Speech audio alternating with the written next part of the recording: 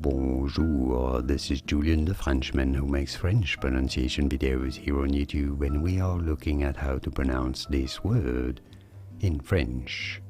This is the plural form of the word le, meaning the, that you place before a noun, right? So how do you pronounce this? In French it is said as les, so not les. The S is silent, it's French.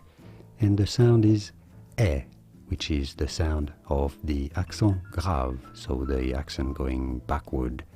Now, a lot of people in French, in France, especially in the south, would pronounce this as les, but in academic French it is to be said as les. It's a little bit harder to pronounce it that way, and it's more in the north, and it's more upper class pronunciations to say les.